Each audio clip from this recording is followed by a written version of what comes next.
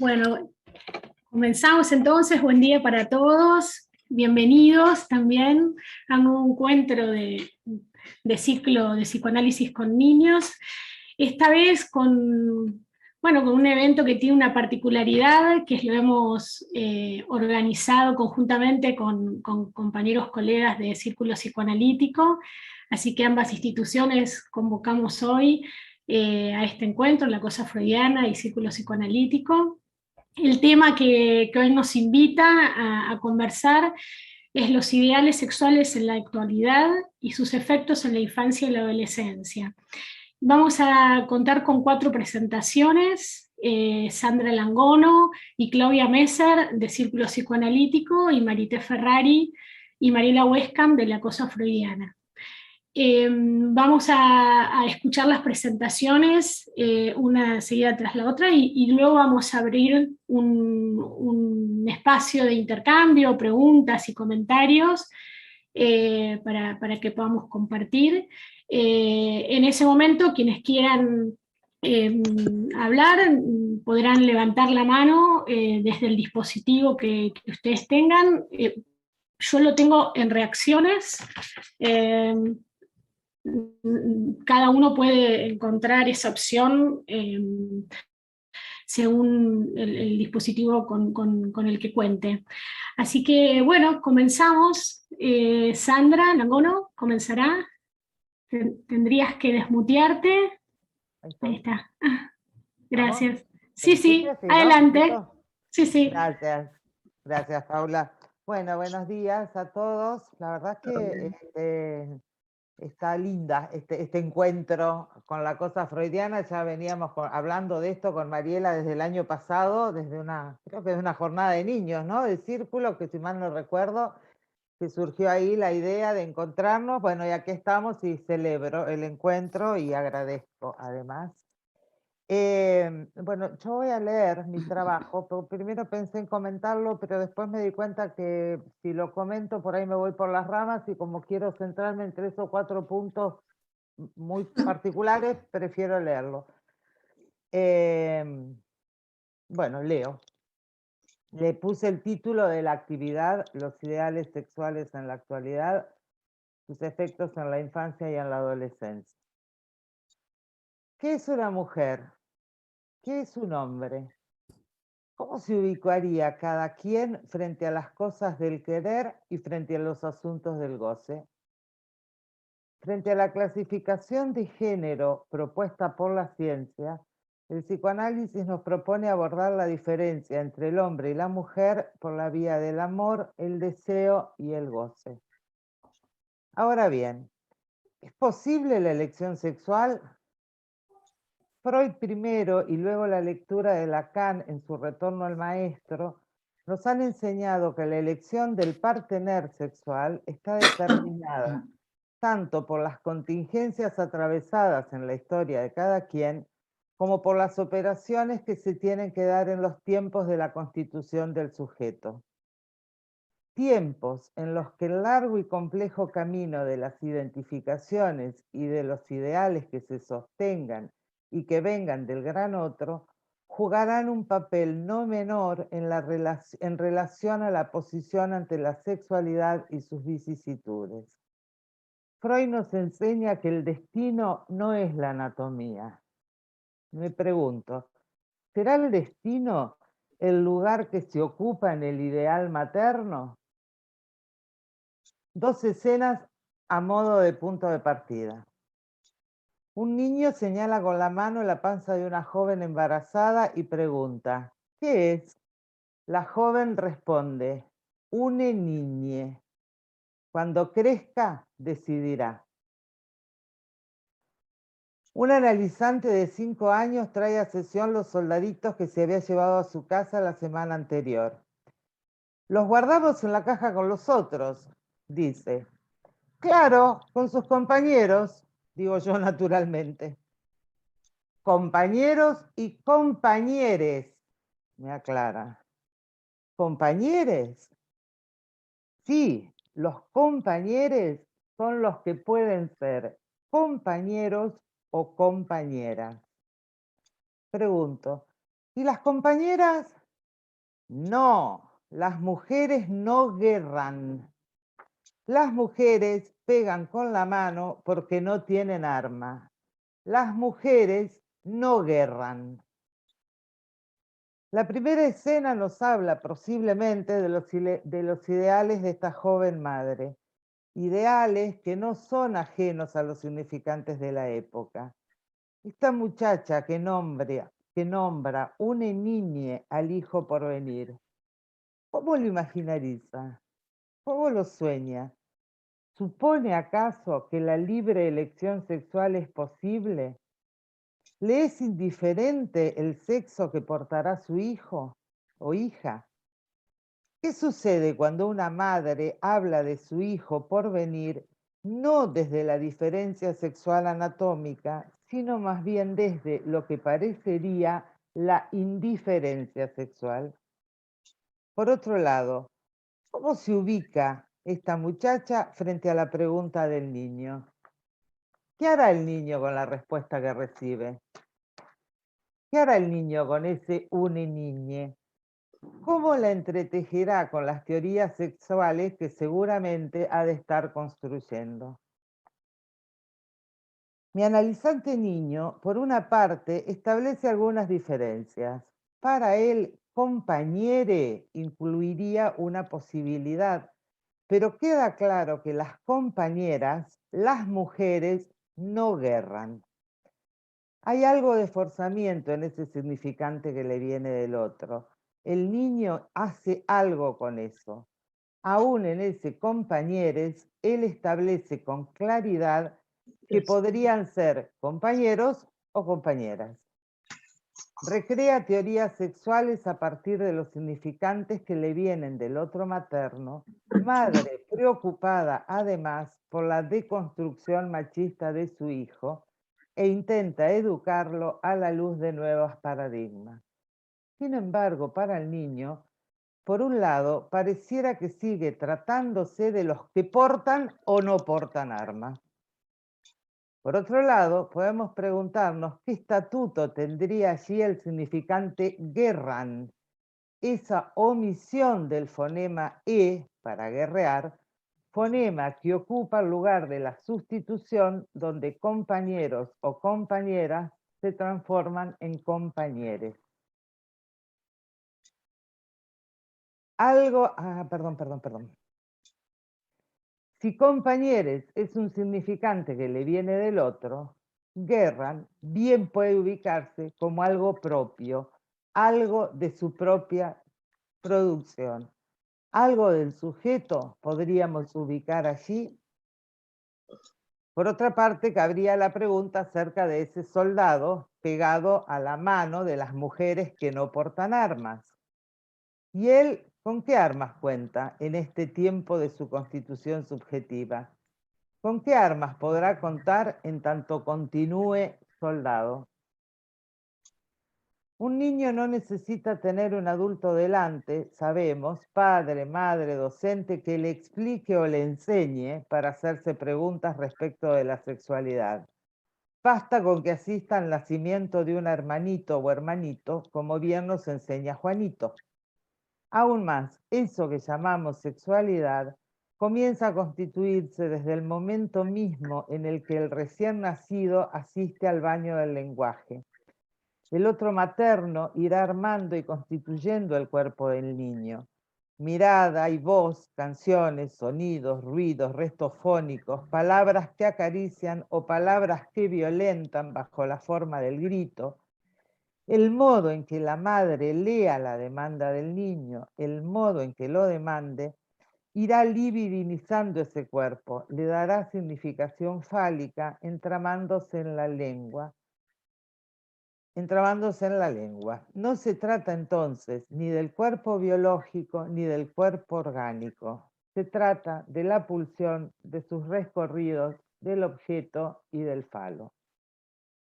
Me serviré de una última y muy breve secuencia clínica para ubicar algunas cuestiones que hacen al entramado de la sexualidad en los tiempos de la constitución subjetiva, cuando aún no se ha dado la precipitación del fantasma.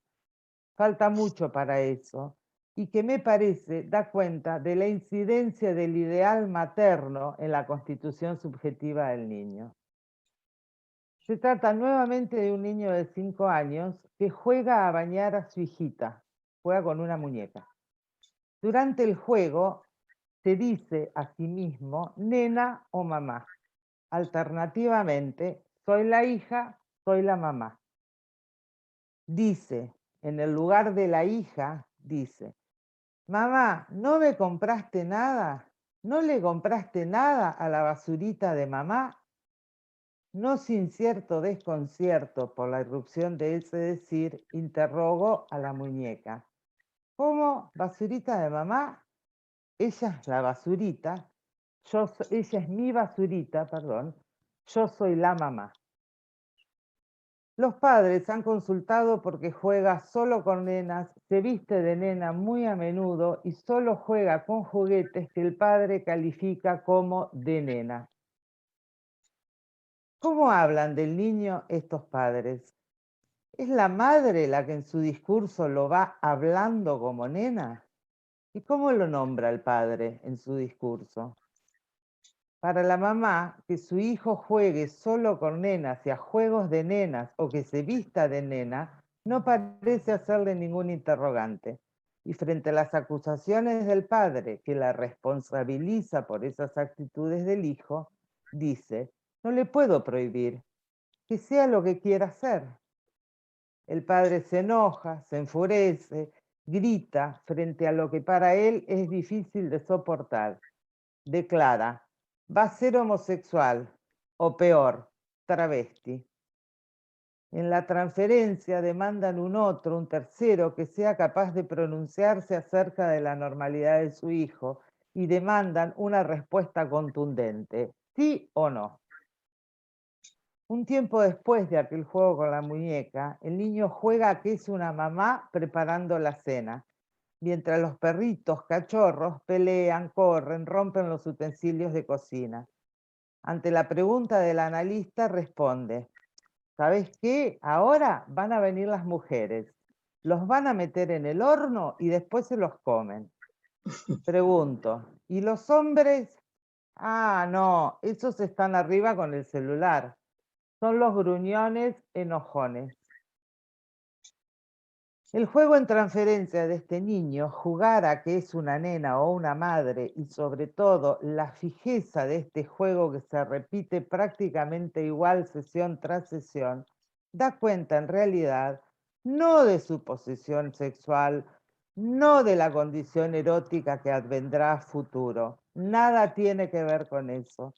El juego nos habla del lugar que este niño ocupa en el fantasma materno, la basurita de mamá. Si un niño juegue a ser nena o a ser mamá, daría cuenta de qué lugar ocupa en la mirada del otro. Es decir, el niño responde a cómo es llamado, mirado por el otro primordial. El juego, fantasma inofensivo conservado en su estructura, según indica Lacan, permite al niño articular el recorrido pulsional y las formas imaginarias del objeto con el significante y la castración del otro. ¿Por qué fantasma inofensivo? Justamente porque aún no está la condición erótica ni lo real del sexo. ¿Cómo será posible para este niño articular algo de la castración del otro? La castración del otro quiere decir que la madre desea otra cosa por fuera de su hijo. Hay más allá del deseo de la madre y ese más allá hace hacia la intervención del padre. ¿Qué nos dice el niño en su juego? Que los hombres, el padre, no intervienen, se quedan con el celular y si intervienen son gruñones y enojones. Los hombres o la potencia de un padre, la palabra de un padre no opera, quizá porque no es palabra, es grito, gruñido, enojo. En dos notas sobre el niño, Lacan señala que el síntoma del niño está en posición de responder a lo que hay de sintomático en la estructura familiar y representa la verdad de la pareja familiar. Esta mamá y esta papá, y esta papá, y esta papá, más hijos que padre y madre, puesto que vienen a buscar en una pelea especular una respuesta que parte del otro, que les indique quién de los dos tiene razón, dejan al niño en la captura imaginaria del fantasma materno. ¿Qué transmisión puede hacer un padre que elige ser hijo y pasar los fines de semana con su propia mamá, como el papá de Juanito? Un padre que no puede ubicarse como padre, mal podrá hacer la transmisión de la castración y de la dialéctica edípica. No puede hacer transmisión de la ley del deseo y deja al niño presa del goce incestuoso de la madre. Finalmente, la pregunta que se impone a esta altura es: ¿quién lo quiere niña? Con una madre que no hace lugar a la palabra de un padre y un padre que no puede hacerle ley a la madre, que no puede privarla del niño, ni puede privar al niño, quiere la eficacia de su función. Padre tonante que ni interviene ni interdicta, deja al niño sin mediación, convertido en el objeto basurita de mamá. Como dice Lacan, el niño realiza la presencia del objeto A en el fantasma materno, haciendo sutura de la falta en ella. El niño es el objeto A que a ella le falta. Hasta acá. Gracias, Sandra. Nada. Marité Ferrari. Estoy, Que no, bueno, no te veía. Acá estoy, mi conexión no está muy buena, si se llega a congelar me avisan y vuelvo. Bueno, yo en principio había tomado para la presentación de hoy la pregunta que a mí me hace la irrupción, digamos, los ideales actuales y la irrupción de lo que yo llamo como una cierta feminización de la cultura, ¿no? Es decir, con esta reivindicación de los feminismos, y me baso fundamentalmente en lo que algunos llaman el último Lacan, es decir, fundamentalmente, digamos, trato de pensarlo desde lo que sería la imposibilidad de la escritura de la relación sexual. En principio todos sabemos, bueno, que la sexuación es una labor que debe efectuar el parletre sobre su condición anatómica, que el binarismo es algo, digamos, es la manera en la cual la cultura, desde sus orígenes, digamos, ha llevado en el binarismo anatómico a la nominación masculina y femenina y a los nombres propios de tales.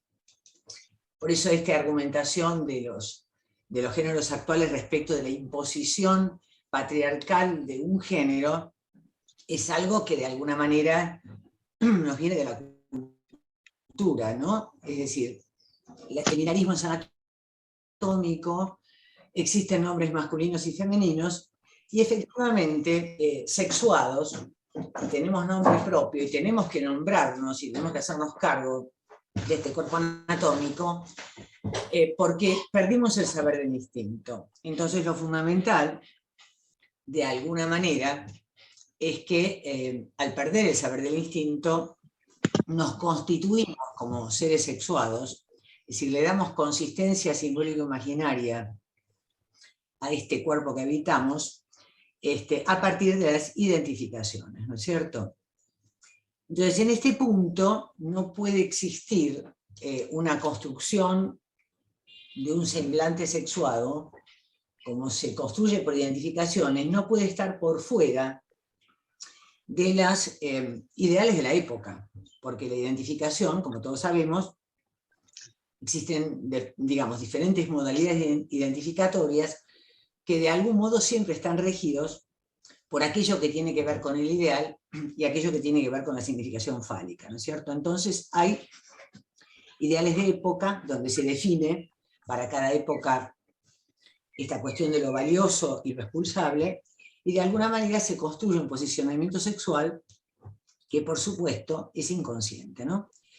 Ya Lacan nos plantea de una imposibilidad de saber sobre el sexo, no se sabe, como muy bien planteaba Sandra recién, qué es ser un hombre o qué es ser una mujer, pero sí tenemos que nominarnos como tales para, digamos, saber hacer allí con este cuerpo, que ya no es meramente anatómico, sino que es un cuerpo que adviene sexuado por la entrada del significante en él, y evidentemente la cuestión será saber hacer allí con una promesa de goce que aparece encarnada en el cuerpo del partener.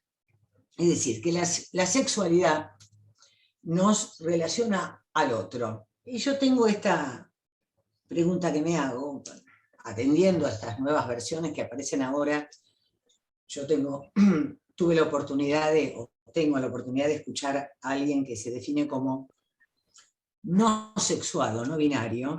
Esta cuestión entonces de qué implicancia tendría entonces esta cuestión de hacer tanto hincapié en la identidad, ¿no? Porque es como si hubiera una vertiente de la identidad, lo hablan los adolescentes, ¿no?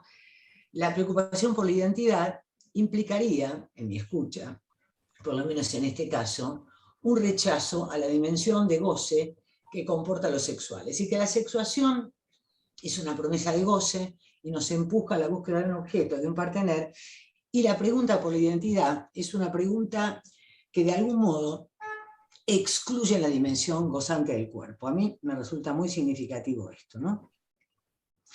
Entonces, Lacan, a partir del seminario 19 y 20, plantea fundamentalmente que, bueno, ya venía trabajando en seminarios anteriores, que evidentemente no hay posibilidad de escritura del acto sexual por la discordancia entre los goces, no hay encuentro de goces, hay un desencuentro, no hay relación, no hay función unívoca que relacione uno con otro. Sí hay acto sexual y es necesario que haya acto sexual, pese a que el acto sexual no es un acto, porque de alguna manera en el encuentro, en el acto, aparece esta corroboración de esta existencia, ¿no es cierto?, que uno tiene como sexuado. De todas maneras, no hay armonía, no hay proporción ni complementariedad entre goce masculino y femenino, ¿no? Lacan, en el seminario 21, va a plantear que pretender reducir la irremediable diferencia entre estos goces y estos saberes que él llama medio decires sobre la sexualidad, produciría una sucia mezcolanza, ¿no? Lacan va a definir el amor como dos medio decires que no se recubren, ¿no? Entonces él va a apelar a pensar el encuentro amoroso en el sentido de la chance de un tejido, de un trenzado, ¿no?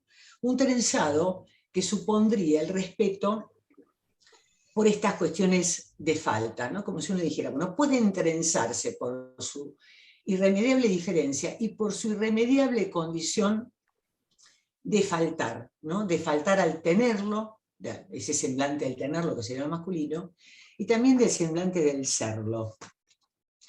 Lacan ahí va a ubicar como que el goce masculino funcionaría como un redondel de cuerda que se cierra, porque está de alguna manera orientado por esa especie de primacía fálica, y el goce femenino significaría aquello que estaría abierto hacia lo que de alguna manera no está nominado allí en esta dirección de lo fálico, y que conduce hacia cierta dimensión inconmensurable, ¿no?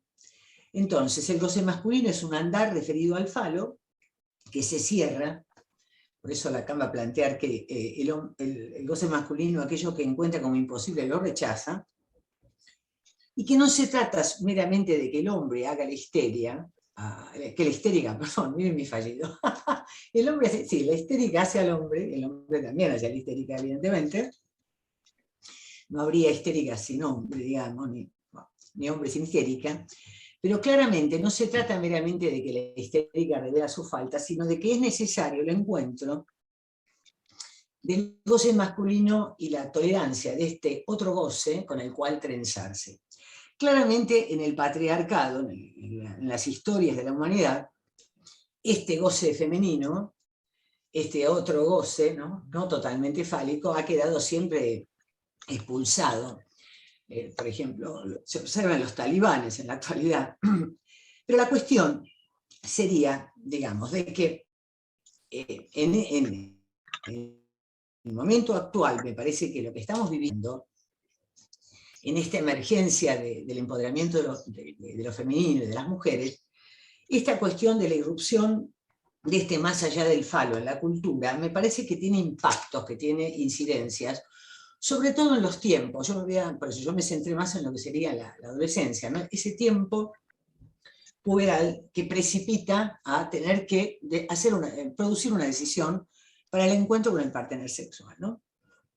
Entonces, claramente, en este punto, digamos, ¿no es cierto?, siempre en el sistema patriarcal ha habido esta especie de expulsión de lo femenino, como apertura hacia este territorio desconocido, y bueno, claramente, digamos, la erupción de los feminismos viene a empoderar de alguna manera. Había una cuestión absolutamente legítima, que es la necesidad de poder, digamos, dar un lugar en todos los estamentos del poder de las mujeres, de alguna manera. Pero hay ciertas incidencias que me parecen, digamos, que van por otro lado, ¿no? Entonces yo lo que estoy como reduciendo para tratar de ir a lo que yo quiero plantear hoy, ¿no? Empezaron a partir, digamos, de esta erupción del empoderamiento de las mujeres y de los feminismos, a aparecer, digamos, junto con ellas, por algo están todos en el mismo grupo general, ciertas minorías cuyos derechos no eran reconocidos, que comenzaron a exigir, a darse a ver. En principio fueron las comunidades homosexuales, que de alguna manera todos sabemos que la posibilidad de tener como objeto a personas del mismo sexo ha estado presente desde siempre en la historia de la humanidad. Incluso hubo culturas mucho más amigables con estas prácticas que otras. Pero es cierto que, de alguna manera, en la actualidad, estos formatos, estas decisiones, esta pertenencia a comunidades gay o lesbianas, han, digamos, irrumpido en la escena política, tratando de lograr, y de hecho en muchas culturas lo han conseguido, ciertos derechos que antes estaban, digamos, reservados a la comunidad, a los heterosexuales, ¿no? La cuestión no quedó allí. Hay otro factor que contribuyó, me parece, a la expansión de este fenómeno, que es el del transformismo, ¿no? Es decir, la voluntad de transformar nuestra anatomía para que esté en consonancia con la imagen ideal que querríamos tener de nosotros, ¿no? Yo decía que esto que se da a llamar en identidad autopercibida, que es en realidad la búsqueda de una anatomía ideal con la cual identificarse o verse amable en el espejo, ha tenido en el tiempo actual, digamos, un empuje muy fuerte a partir del desarrollo de la ciencia y de la técnica, ¿no? Yo creo que siempre ha habido travestismos a lo largo de la humanidad, pero la ciencia actual ha permitido en lo real de la anatomía corporal un transformismo sexual, ¿no? Es decir, realmente transformar el cuerpo anatómico, transformar los órganos, ¿no? transformar las formas, e incluso, digamos, con lo cual, bueno, incluso se han habilitado estas cirugías, estas intervenciones sobre el cuerpo. Y acabo de leer hace muy poquito la aparición de algo que incluso va más allá del transformismo sexual, y que se llama la transhumanidad, que consiste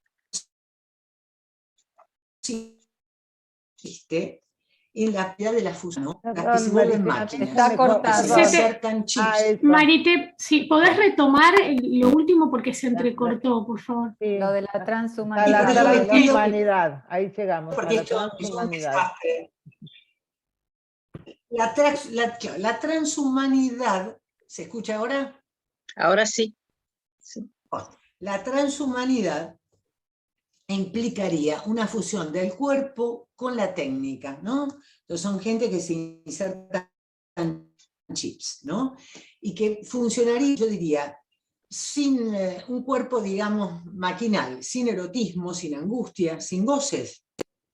Entonces, los ideales sociales se fueron acomodando estos cambios. Y entonces, yo lo que aparece entonces esta cuestión de cierta caída del discurso paterno, asimilado a la hegemonía valorativa del falo, ¿no? Es decir, como que lo paterno se asocia a lo patriarcal, se queda como ahí, se discute con lo patriarcal, se tira al agua de la bañera con el bebé, digamos, ¿no? Es decir, se tira al padre junto con el patriarcado, ¿no? Entonces yo me pregunto, ¿no? ¿Qué destino para estos goces femeninos, destrenzados, desanudados del goce masculino, ¿no? Entonces, en este sentido, yo me quería, digamos, finalmente plantear esta cuestión de una tercera posibilidad que teníamos, bueno, el lesbianismo, la homosexualidad masculina, los transformismos, el travestismo, y finalmente lo actual, que es esta cuestión de los sexos queer o fluidos, que hay dos alternativas.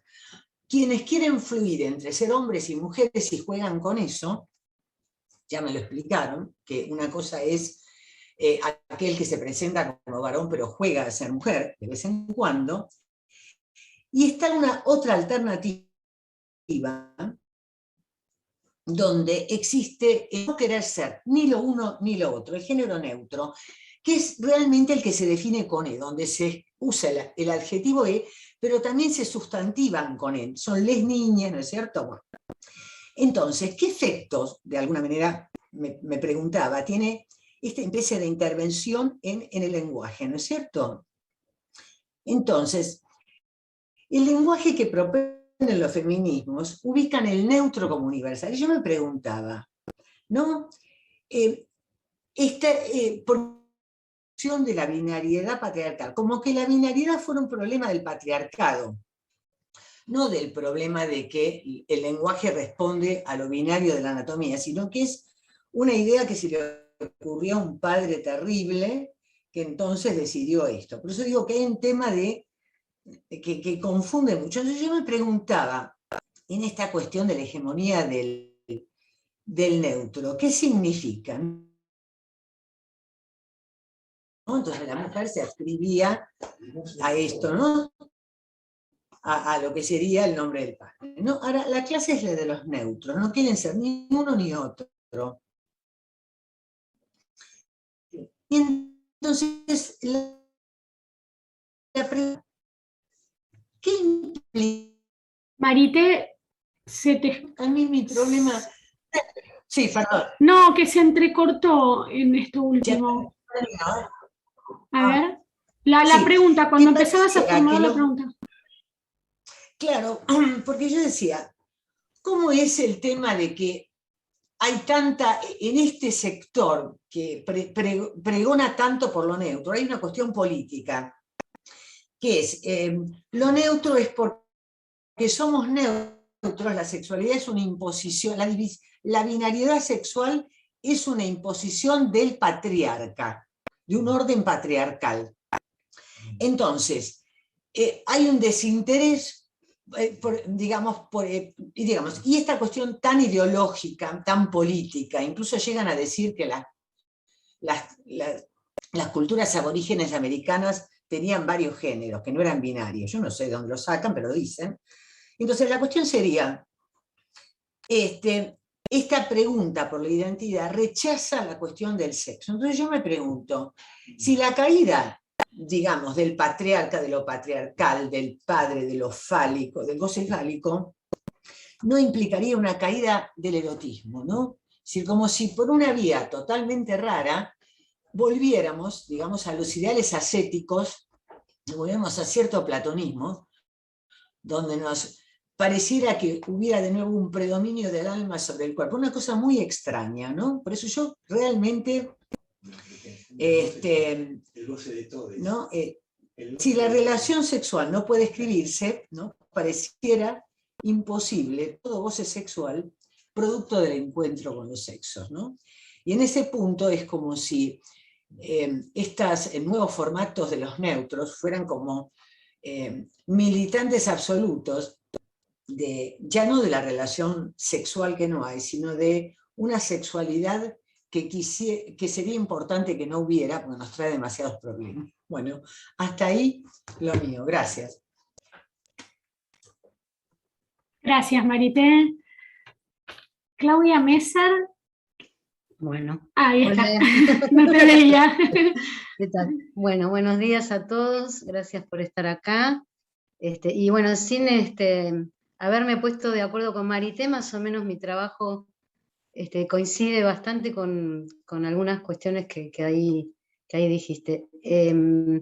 Yo siempre estoy preocupada y pensando cómo el psicoanálisis responde a las cuestiones de la actualidad, ¿no?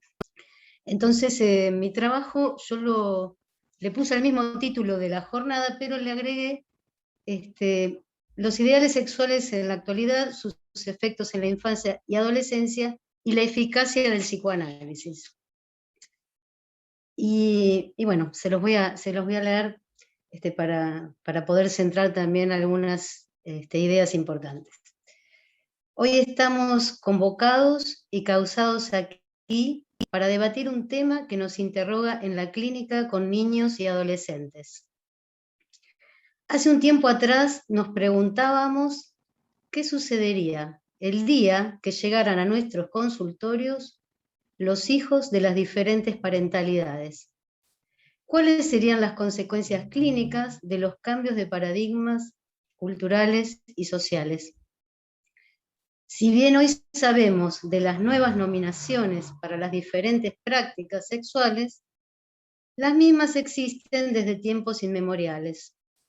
Prácticas que no estaban legitimadas, que se albergaban en la clandestinidad, por lo que los sujetos quedaban excluidos de todo lazo social. La nómina de la que llamamos diversidad sexual es infinita. He contado más de 42 denominaciones, que van desde andrógino, pansexual, bisexual, género fluido, homosexual, etcétera, etcétera. Efecto de varias dimensiones: social, política, cultural y hasta económica. Cuando nace un bebé, rápidamente la cultura nos exige una inscripción como sujeto de derecho, un nombre con el que empiece a existir civilmente.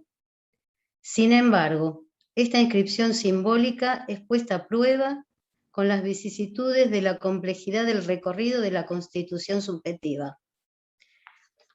Varios de estos colectivos que defienden los derechos de las identidades de género no tardan en acusar al psicoanálisis de binarismo no inclusivo heteronormativo. Sin embargo, no debemos olvidar que es el psicoanálisis el que introduce la diferencia entre la sexualidad y el género. De hecho, la sexualidad humana es distinta de la sexualidad animal, ya que se aparta de todo fin natural. Los modos de satisfacción son múltiples, excediendo la genitalidad. La anatomía no es su destino. Que alguien nazca con genitales masculinos o femeninos no lo determina como hombre o mujer.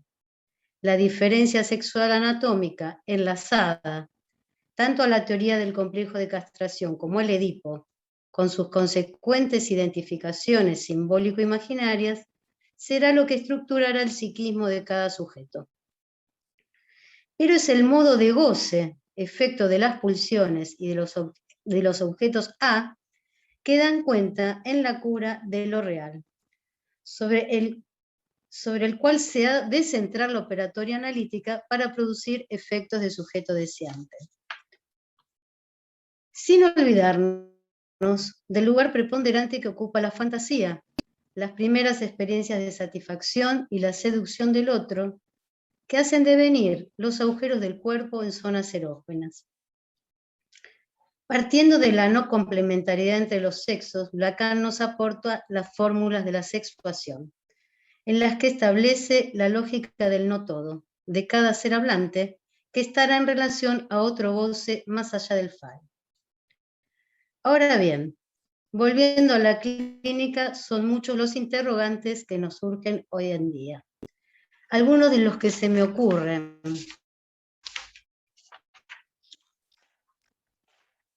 ¿Qué posición será la de un analista cuando un analizante nos dice que se autopercibe varón o mujer, insistiendo en la posibilidad de cambiar de identidad gracias a la ley de género que así lo permite? ¿Qué posición debemos tomar frente al planteo en cuanto a la transición, hormonización y consecuente cambio en lo real de la genitalidad de un sujeto. La posición del analista estará siempre en relación a la política del psicoanálisis, que es la política del deseo. Y como dice Lacan en La dirección de la cura y los principios de su poder, el psicoanalista sin duda dirige la cura, no debe dirigir al paciente. Nuestra tarea estará atenta a los padecimientos subjetivos de cada quien, por lo que no sería necesario especializarnos en psicoanálisis de género. Si así fuera, estaríamos psicologizando la clínica. Resulta fundamental interrogarnos acerca de la incidencia del deseo inconsciente de una madre y de sus ideales sexuales para con ese niño que se autopercibe niño o niña y que insiste en cambiar una identidad a muy temprana edad. ¿Cómo habrá sido gestado, pensado, soñado? La confusión entre el falo y el órgano genital masculino. ¿No es acaso lo que lleva a alguien a tomar la decisión de un cambio en lo real de su anatomía, facilitado hoy por la ciencia? ¿Es lo mismo decidir un cambio de identidad de género desde una estructuración psicótica, perversa o neurótica? Veremos allí si esas elecciones son pasajes al acto, actings o síntomas. Si bien el psicoanálisis debe estar a la altura de los significantes de su época, nuestra tarea es ocuparnos fundamentalmente de lo que el goce trae de sufrimiento. Desde nuestra clínica trabajamos con el sujeto del inconsciente, desde una diferencia que no implica desigualdad entre géneros ni sexos. Precisamente todo lo contrario.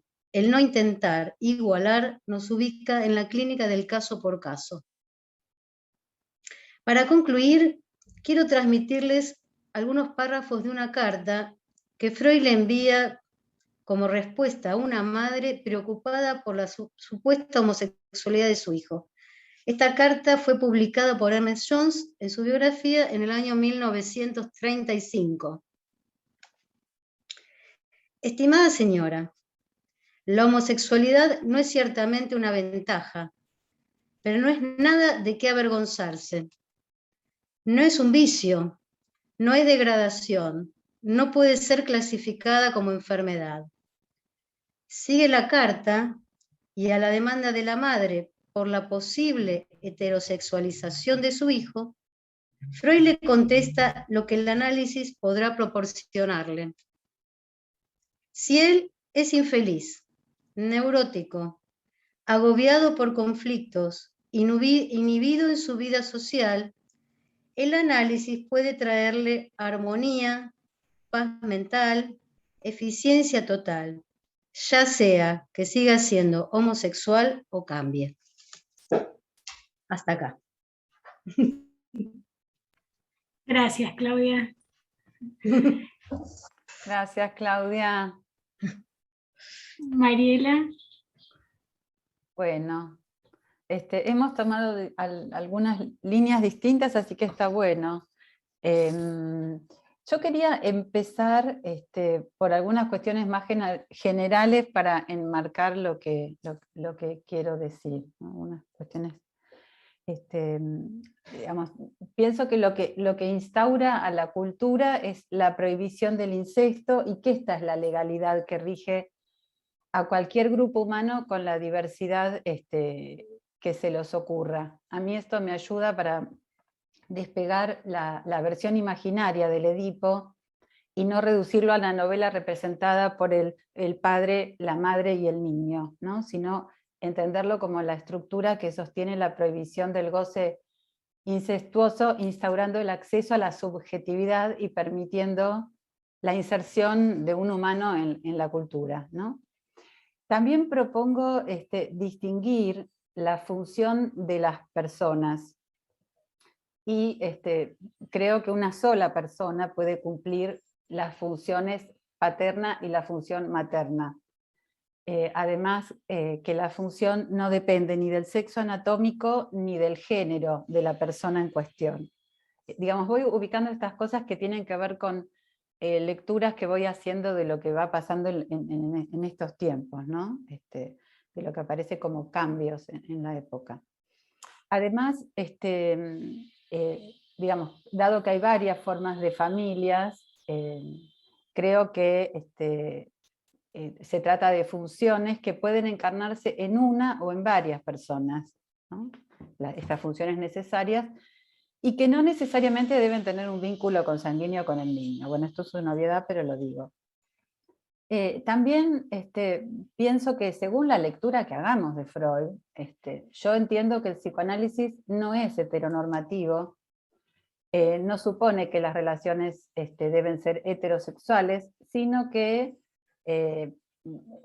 Freud plantea, bueno, a mí me interesa su planteo, de que la bisexualidad es intrínseca, ¿no? Y que no es que hay una norma y un trastorno.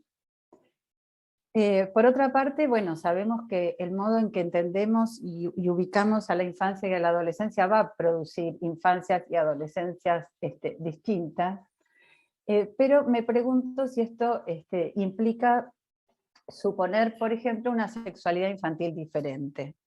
Y ahí me parece que es importante distinguir las cuestiones estructurales de las variaciones epocales, ¿no? Lo invariante de lo que es efecto del tiempo que nos toca vivir.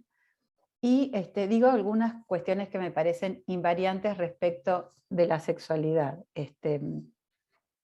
Porque me parece que cuando hablamos de sexualidad infantil tenemos que tener en cuenta la estructura de la primera infancia, ¿no? Resalto de Freud la distinción de la sexualidad, digamos, ubicar que la sexualidad no es biológica, distinguir sexualidad de genitalidad, que esto en lo imaginario confundimos todo el tiempo, ¿no? Ubicamos sexualidad como genitalidad, y sexualidad no es genitalidad necesariamente. Freud sostuvo que la ubicación respecto del sexo y la elección del objeto sexual son resultado del tránsito edípico, de las identificaciones resultantes y del posicionamiento frente a la castración. Afirmó que el niño es un perverso polimorfo, y ubicó dos tiempos, tanto en la elección de objeto, ¿no? Que los primeros objetos sexuales del niño son incestuosos, son los padres, y también dos tiempos en la irrupción de la sexualidad, ¿no? La segunda es en la pubertad. Todos sabemos esto, pero a veces, tomados por cuestiones imaginarias, es como que se olvidan. Y ubicó que la genitalidad antes de la latencia no es la del adulto, porque plantea una lógica para el tiempo de la infancia que está sostenido entre esta diferencia entre fálico y castrado. Es decir, que en la infancia ser mujer no coincide con no tener pene. Y esto, más allá de la información, lo constatamos en las teorías sexuales infantiles, ¿no? Es decir, que no aparece una relación entre el órgano y la ubicación sexual. Y desde la lectura que hace Lacan, esta suposición de que a donde no hay debería haber, está sostenida en la lógica de la privación, ¿no? En este tiempo de la falta, en la cual la oposición es entre la impotencia y la potencia, suponiendo que todo podría ser posible, ¿no? Digamos, y en este tiempo no es viable apropiarse de la diferencia a la que la operación de la castración enfrenta. ¿Cómo entiendo yo esta operación? Cómo transitar la experiencia de la inexistencia del otro, con mayúsculas, de que lo simbólico no puede cubrir lo real. Me parece que en tiempos de la infancia no se puede acceder a lo imposible, al no todo. O sea, no es posible ir más allá de la lógica fálica. Y la genitalidad en este tiempo, digamos, no es la genitalidad que se pone en juego a partir de la pubertad cuando el acto sexual es posible. Entonces, esta lógica de la castración la ubico como poder ubicar que lo simbólico no puede cubrir plenamente lo real, ¿no? Se sostiene en la imposibilidad de saberlo, de poderlo todo. Que bueno, insisto, es una lógica que no se puede sostener en la infancia, en donde hay que sostener a un otro completo, necesariamente por una cuestión de estructura.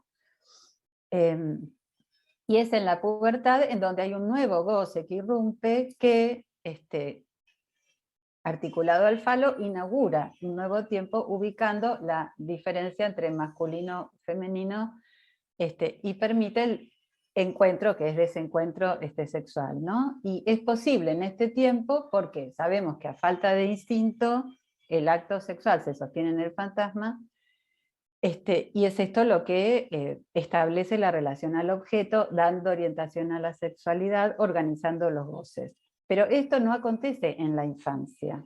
Entonces, en la infancia, que está poblada de juegos sexuales entre nenes del mismo sexo, para los nenes son pares, ¿no? Independientemente de que su sexo sea el mismo sexo biológico. Digamos, entiendo que en este tiempo no se trata del goce de lo genital como los adultos lo entienden, porque aún no es posible la relación al otro sexo, suponiendo confrontar la diferencia. Y entiendo que la diferencia no tiene que ver con un cuerpo biológico distinto, va por otro lado, ¿no? Entonces decía que en la infancia no hay fantasma que organice la relación al objeto, no hay orientación sexual definida, los tiempos de la falta de objeto, aunque estén operando en la estructura, están siendo transitados, y por lo tanto en ese tiempo me parece que no se puede ubicar una elección de objeto homo, heterosexual, y tampoco podría ubicar la disforía de género ni lo transgénero en esos tiempos, ¿no? Me parece que el sexo que se declara en la infancia no es la asunción sexual. Ahora, respecto de lo epocal, ¿no? Freud claramente estaba, bueno, determinado por su época. Él trabajó la sexualidad en 1900, en plena época victoriana, en un momento en que el paradigma católico, sobre todo, era que la sexualidad debía servir a la reproducción, ¿no? Paradigma que se derrumbó. Me parece que, bueno, claramente nuestro tiempo no es el de Freud, tampoco es el de Lacan, y los analistas vamos intentando hacer lectura de los efectos del discurso de la época en la clínica, ¿no? Porque los significantes de la época producen realidades y sus efectos aparecen en los síntomas, en los padecimientos y en las identidades, producto de las identificaciones que se van expresando, ¿no? Como decían recién, cuando hablamos de cuerpo en psicoanálisis, claramente no nos referimos al soma, al organismo biológico, sino a ese cuerpo libidinizado, erogenizado por el otro primordial, y sabemos que la única manera de llegar a tener un cuerpo es a través de las identificaciones, a partir de la pulsión, de la activación de los circuitos pulsionales, y esto ubica que en el origen, por cómo Lacan relee el concepto de pulsión de Freud, en el origen lo que opera es una cadena significante, y no reclamos o necesidades del cuerpo como cuerpo animal, ¿no? Y la sexualidad es el modo en el cual la pulsión participa en la vida psíquica. Entonces, los cuerpos se someten al discurso en el que habitan, entendiendo que el discurso es el lazo social. Lacan propone otro paradigma, entiendo a mí, que el freudiano, para pensar la sexualidad, porque Freud decía que la realidad sexual, el niño la descubre inicialmente en el propio cuerpo y llamaba esto autoerotismo, ¿no? Lacan plantea que la realidad sexual ingresa con el lenguaje, que se construye, es decir, que lo sexual irrumpe con el lenguaje, que no hay nada no hay nada que venga de modo innato, ¿no? Sino que, y así como el cuerpo se construye, la pulsión es la respuesta a la demanda del otro, ¿no? Es decir, que el goce es introducido por el lenguaje, ¿no? A través de la langue. Y inicialmente, cuando el goce irrumpe, no se entiende nada de eso que pasa, ¿no? Eso no tiene cabida en lo imaginario, y es necesario que lo simbólico dé cuenta de eso que irrumpe, rompiendo lo imaginario del cuerpo. y no hay nada innato en el humano que indique lo que hay que hacer como hombre ni como mujer, y no hay complementariedad entre los sexos, ¿no? En el sentido de tal para cual de encontrar la media naranja. El desencuentro es inevitable, es efecto de estructura, y tampoco hay una orientación sexual predeterminada, y esta además, entiendo yo, siempre puede variar, ¿no?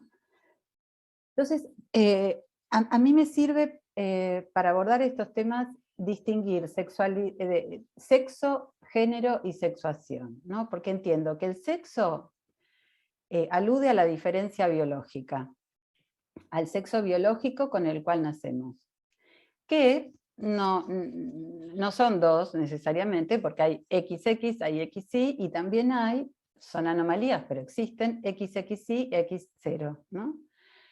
Estoy hablando de la genética, no de lo que se ve en la anatomía. Y esto es una invariante, el sexo biológico, ¿no? A mí me interesa bastante leer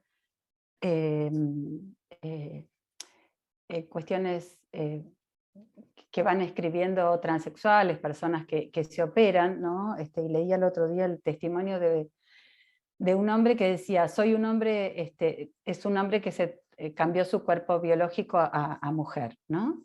Entonces él decía, soy un hombre biológico que prefiere tener un cuerpo similar al de una mujer. Jamás seré una mujer. Tan solo puedo parecer mujer, ¿no?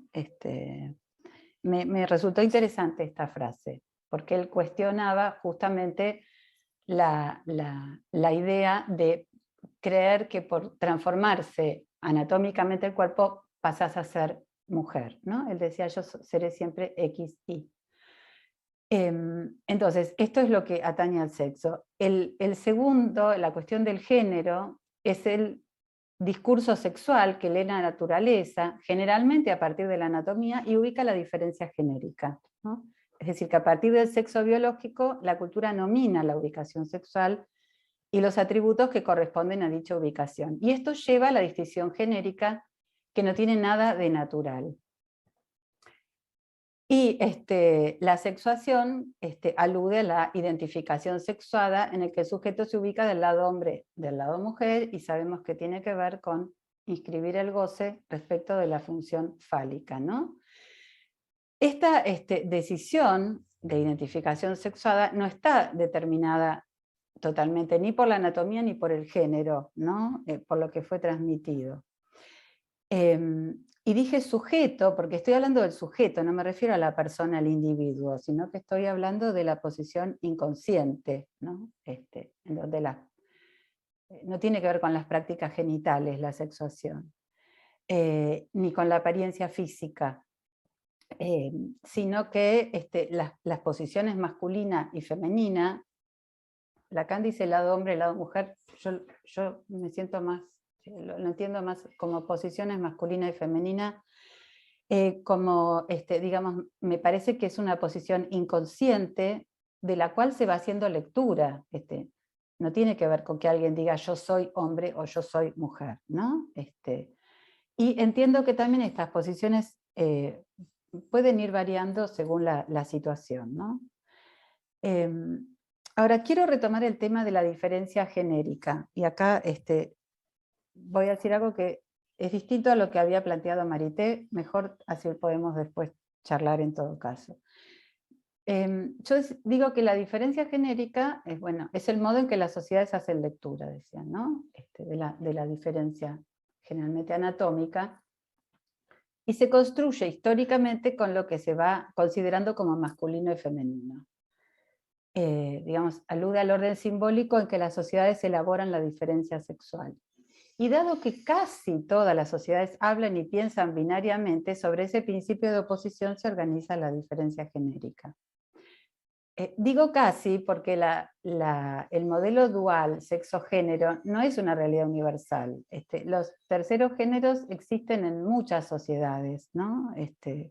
Hay muchos ejemplos de terceros géneros, o de una tercera nominación para personas que nacen con un sexo biológico femenino y no de mujer, digamos.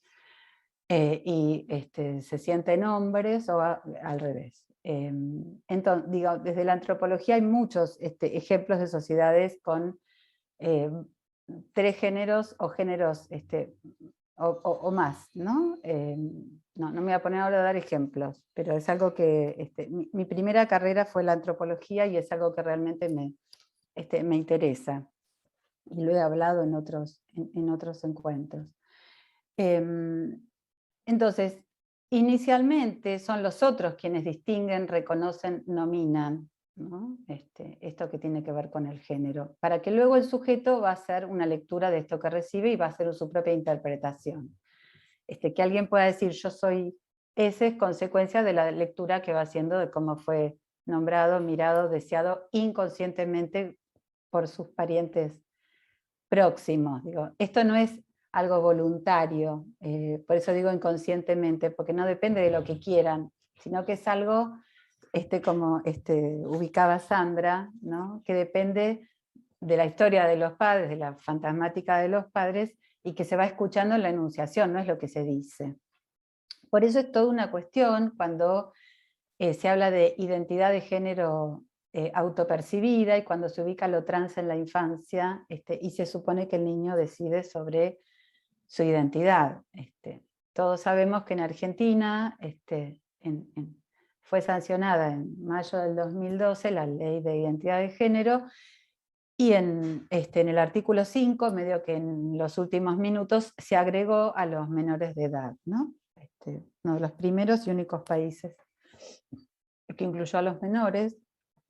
Entonces permite que se cambie el documento de identidad de los niños, cambiando el nombre y el género para que coincidan con lo que se llama identidad de género autopercibida.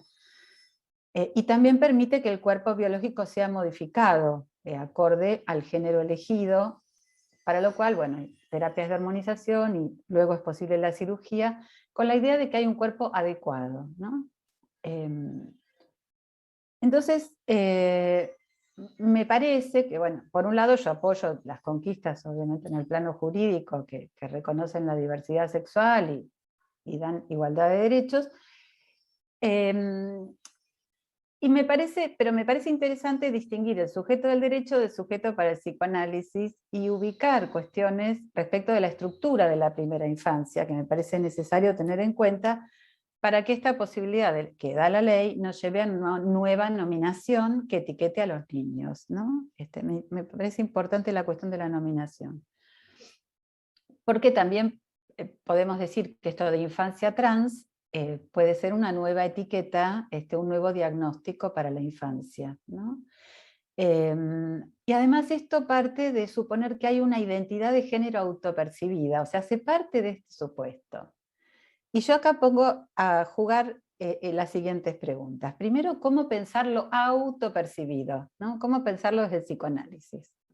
Desde la lectura lacaniana no existe lo auto. ¿Cómo pensar la identidad de género?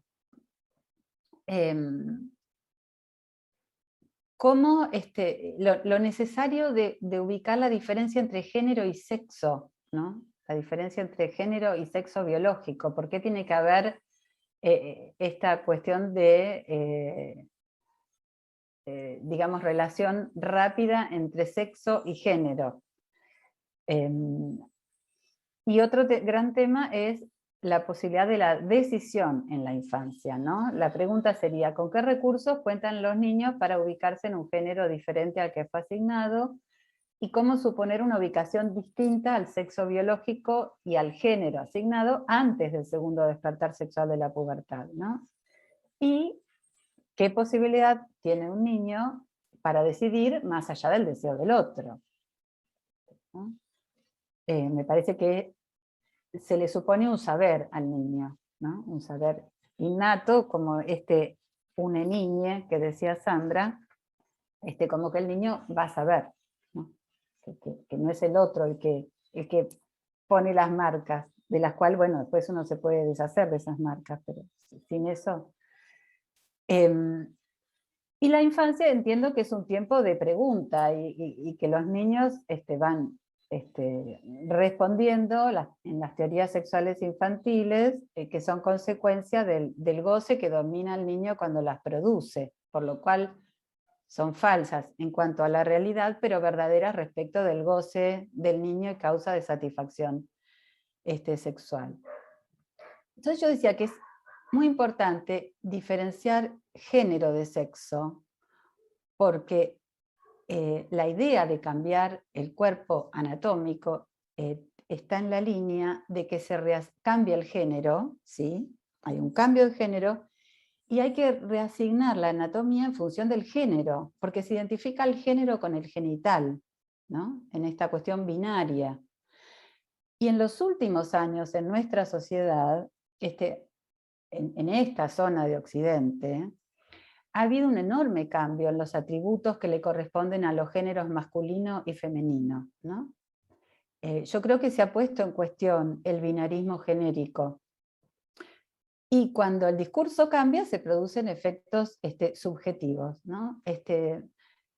Personalmente creo que respecto del género, y repito género, no estoy hablando del sexo ni de la sexuación, respecto del género me parece que la distinción masculino-femenino es insuficiente en la actualidad. No sé, me parece que lo que está en jaque, lo que se está cuestionando, lo que está cambiando es el binarismo respecto del género, que hay un género masculino con determinados atributos y hay un género femenino con determinados atributos. Todos los atributos están puestos en cuestión. Entonces, lo trans no es una novedad de este milenio, pero claramente hay un aumento de casos, ¿no? Entonces, creo que tendremos que preguntarnos si el aumento de casos tiene que ver con que está habilitado o porque además se propicia a partir de lo discursivo, ¿no? Me parece que en los últimos años, insisto, en estas zonas de Occidente ha habido toda una nueva política de género, y hay muchos movimientos de los transgénero, transexualidad, el intersexo, y sus relaciones con la teoría feminista y la teoría queer.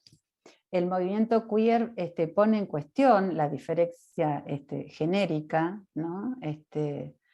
Plantea que no hay una esencia interna, que no hay actos o atributos de género verdaderos o falsos, ni correctos o desviados, y plantea que es posible que haya diversas identidades de género que pueden ser construidas, que no hay una identidad de género detrás de las expresiones de género, ¿no? Sino que esta identidad es performativamente construida, me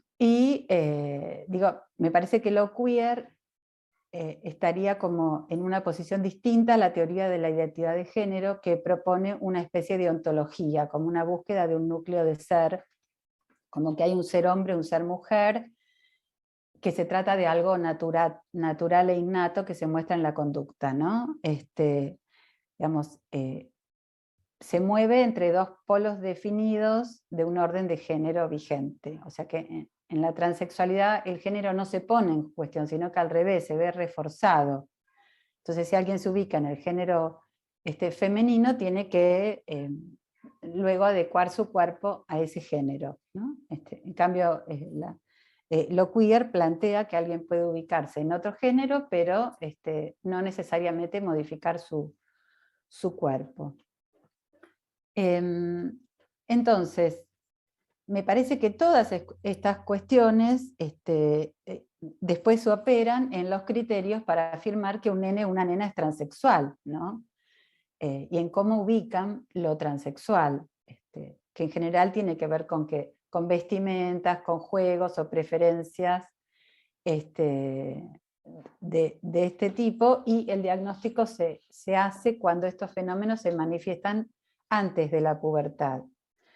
Entonces, esto me parece que lleva a la pregunta que decía antes, sobre la posibilidad de decidir en la infancia, la posibilidad de decidir más allá del deseo del otro, ¿no? Yo entiendo que inicialmente son los padres quienes pueden sancionar la actividad de un niño como juego, permitiendo que este se inicie, y cuando no escuchan equívocos y no certezas, certezas que van siendo dadas por el discurso de esta época, la actividad del niño les hace signo, ¿no? Y entonces este sentido queda coagulado. Entonces si el niño dice ser princesa, son ellos, o quienes los asesoran, quienes deciden que esto quiere decir ser mujer, y ahí se otorga identidad, ¿no? Lo hacen ser. Entonces, en muchos casos de nenas que pasan a ser hombres o nenes que pasan a ser mujeres, encontramos la ausencia de juego por la imposibilidad de los adultos para soportar el despliegue de la fantasía infantil, porque atañe a cuestiones que a los padres se les hace difícil transitar, o sea, toca puntos fantasmáticos de ellos mismos.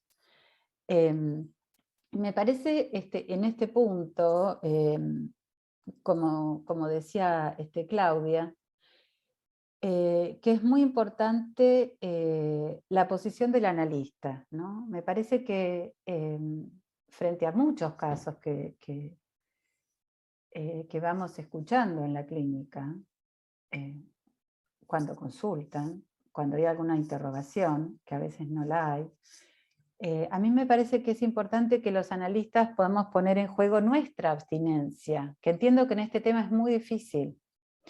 Entiendo que hay que también abstenerse de los ideales del analista, ¿no? ¿Cómo evitar que los ideales del analista en este tema no se pongan en juego, ¿no?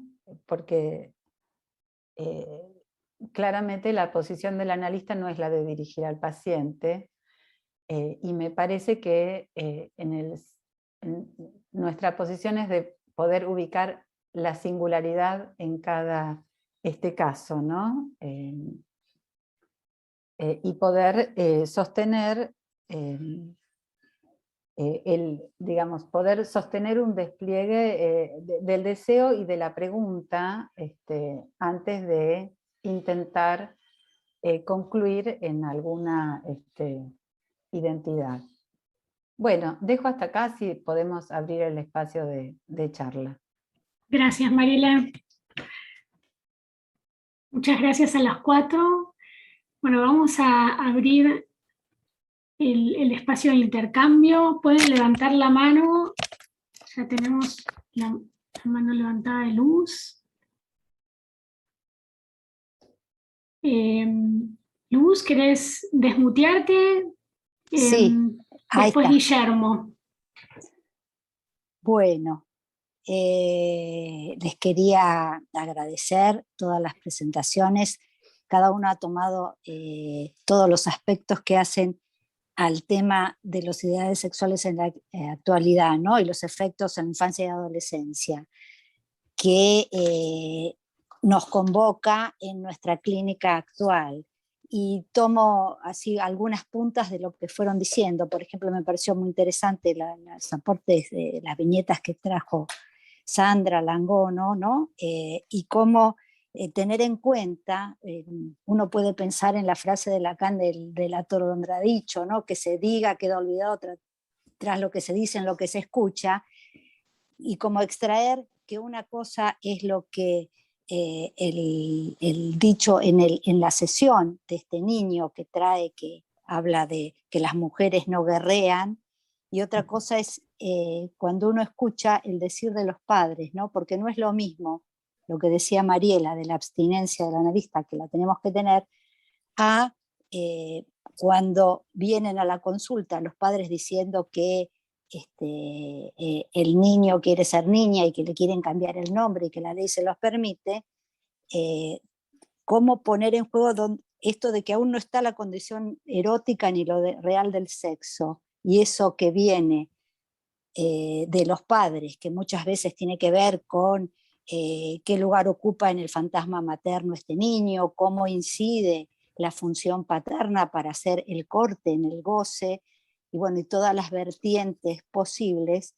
En realidad la eficacia del psicoanálisis estaría en que no es lo mismo cuando viene un adolescente que se dice de un lado, del otro, o que no sabe, o que es bisexual, o que cree que es homosexual y está ahí que cuando consultan, por ejemplo, tuve una última consulta hace muy poco de unos padres de un niño de 3 años, que me consulta la madre porque el padre estaba de viaje, que el niño se quería cortar el pito con una tijera porque quería ser nena.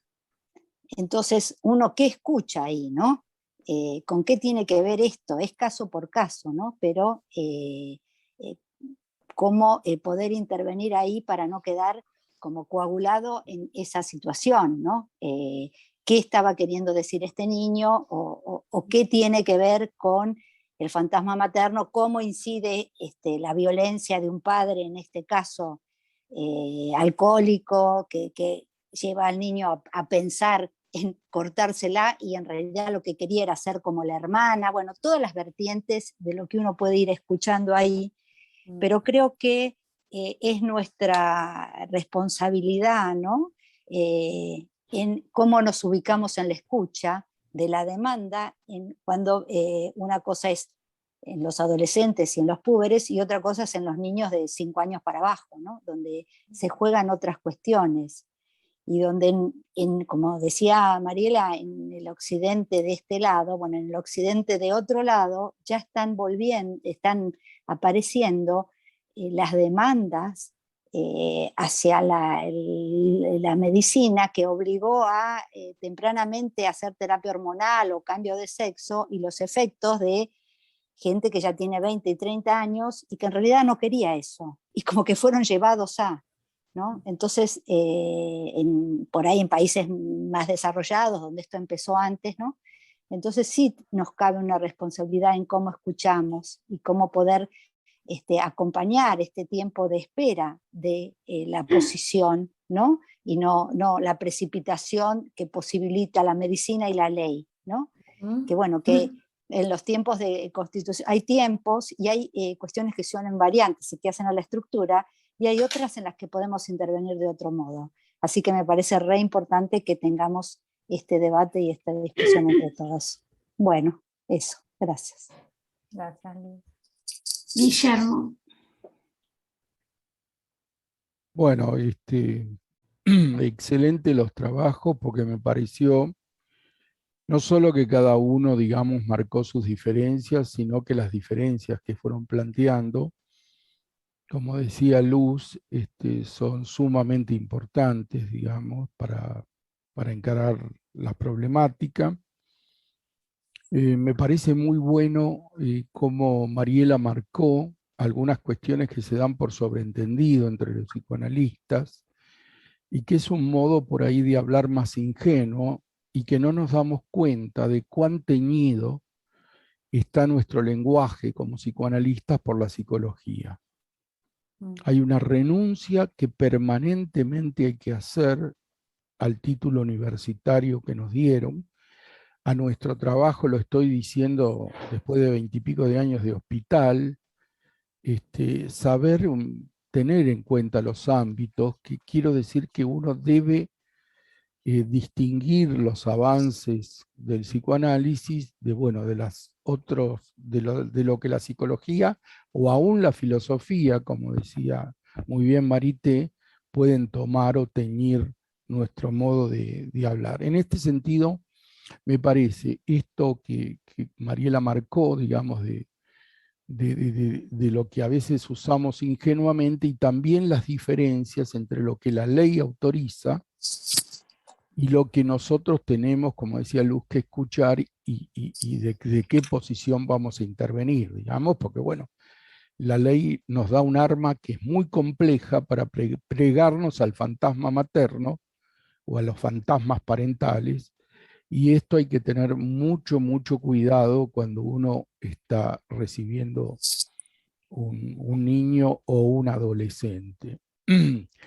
Y ahí me parece que hay una pregunta que dejo planteada también sobre todo para Marité, porque ella hablaba de lo patriarcal, y yo preguntaría si en realidad no se trata más que de la incidencia de la cultura y de lo patriarcal, sino de la incidencia de la ciencia, con la que Lacan insiste en toda su obra, y bueno, sabemos bien que insiste desde el lugar del ADN, como muy bien lo decía Mariela. Es decir, si nosotros no tenemos que pensar que esa diferencia de género siempre está sostenida en el discurso de la ciencia, y el discurso del psicoanálisis va por otra vía, amor, deseo y goce, como decía muy bien lo marcaba Claudia.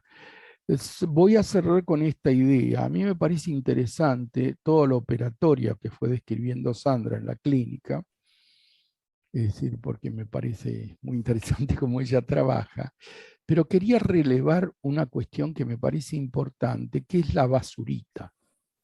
Lacan es claro en la tercera. Una madre hace pasar, porque es inevitable que sea así, sus fantasmas de tener un hijo, su dimensión del hijo, por cierto lugar del objeto A. Pero no es el objeto A un hijo. Entonces, si es una basurita, el niño dice bien que una basurita hay que dejarla caer, hay que perderla. Y ese punto me parece importante. Y dejo plantear una pregunta para los cuatro. Y sobre todo, bueno, me pareció interesante como Mariela insistía sobre el discurso freudiano. Yo me pregunto y les planteo, si no hay una lectura muy ingenua, en la misma línea que planteaba Mariela, de la pulsión freudiana, pero ingenua con muchos prejuicios, que hay que volver a releer cuestiones que Lacan nos aporta sobre la pulsión freudiana y ubicar esto, porque ese es el camino a otro gran invento, que no es el objeto A el único que inventó Lacan. Lacan inventó el discurso analítico, y de eso se habla muy poco. Y a mí me parece que hay que insistir sobre ese punto, porque me parece que si no, hay una escucha que va a estar siempre sesgada por la psicología. Eso es lo que quiero plantear. Bueno, listo, gracias. Les cuento, tenemos 4 personas más que levantaron la mano. Si les parece, les damos la palabra a ellas y después Mariela, Marité, Sandra y Claudia, si quieren, responden alguna cuestión de las planteadas. ¿Sí? Está Ana Per. Sí, gracias. Buenos días a todos. Bueno, quería agradecer, me encantaron las presentaciones, muy abiertas, muy amplias, y me hicieron pensar, bueno, un montón de cosas que tengo en la cabeza. Bueno, quería transmitir algunas.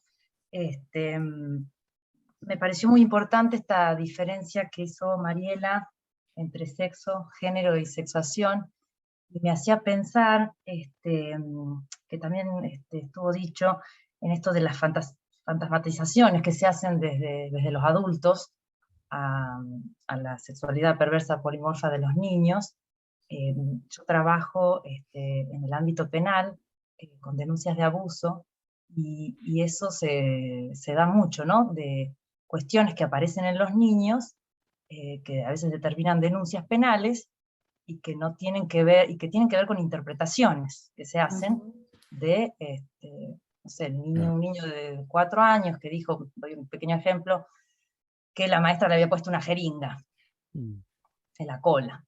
Eso determinó una denuncia, lo cual son cuestiones así, barbarazos. Doy un ejemplo muy extremo, hay otros grises, pero que me parecía que tienen que ver con esto que, bueno, ya le pasó a Freud en su época, ¿no? de las sobreinterpretaciones que se hacen, que creo que también van en la misma línea en relación a lo que también planteaban de cómo leer algunas cuestiones en los niños e interpretarlos desde parámetros que no corresponden a su momento lógico, a su momento constitutivo, y que también tienen que ver con estas cuestiones de la sexualidad en general, ¿no? Y pensaba en esto como de no poder tolerar, ¿no?, las diferencias en el sentido entre género, sexo y sexuación, y tener que homologarlas, ¿no? Ya sea como en la época de Freud, que había que, como lo podemos decir así, adaptarse al sexo biológico, y ahora hay que transformarlo al sexo biológico porque tienen que ser homólogas, ¿no? Me quedé pensando en esto, ¿no? Por lo de las diferencias. Y bueno, me parece que el punto es por ahí interrogarlas, ¿no? Como el caso tan lindo que me pareció hermoso, lo de Sandra, que ¿no? Le preguntaba qué son los compañeros para ese niño, ¿no? Como divina, divina la no, bueno, interrogarlo al niño de qué se trata eso que trae, ¿no? Interrogarnos nosotros, como estamos haciendo ahora, me parece que, bueno, es un poco ir por ahí. Y después, me pareció, bueno, son como puntuaciones que fui escuchando, que las quería decir Claudia cuando decía esto de no quedar afuera del lazo, ¿no? Porque en lo que traía Marité, esto de excluir la dimensión gozante del cuerpo, en lo no binario y lo no sexuado, también es, bueno, quedarse afuera del lazo. Eso que pasaba antes, pasa ahora de otra manera, ¿no? En ese sentido lo había ido pensando. Y bueno, otra cosita que me pareció muy lindo de Marité, esta diferencia entre el padre y lo patriarcal. Bueno, ella dijo padre y patriarca, pero me pareció muy importante, ¿no? Porque se juega mucho en estas cosas, ¿sabes? Es para otro desarrollo, el tema de la función del padre en estos momentos, ¿no? Porque es prescindir del padre, pero a condición de servirse de él, ¿no? Me parece importante no perder esa línea que también se juega en estas situaciones. Perdón, me he largado un montón de cosas, pero bueno, es por lo que me resonaron muchas cosas de lo que estoy escuchando. Muchas gracias porque me quedo pensando. Gracias, Ana. Graciela. Y después Estela Maris.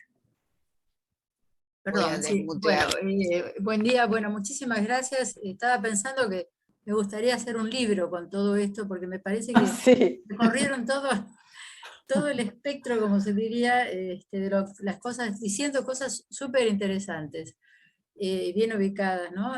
Bueno, una sola línea que me viene torturando, diría, que es en relación a la proliferación de los nombres, ¿no? Que se ha dado, a 42 calculaba Claudia. Bueno, digamos, para diferenciar los nombres o sea, el poner nombre, que es una función del nombre del padre, diferenciarlo de la potencia nominal del padre, ¿no? Bueno, me parece que está recusado, cuestionado permanentemente este asunto de poner nombres, que transforma, por ejemplo, bueno, hombre y mujer como en signos, como que perdieran la condición significante.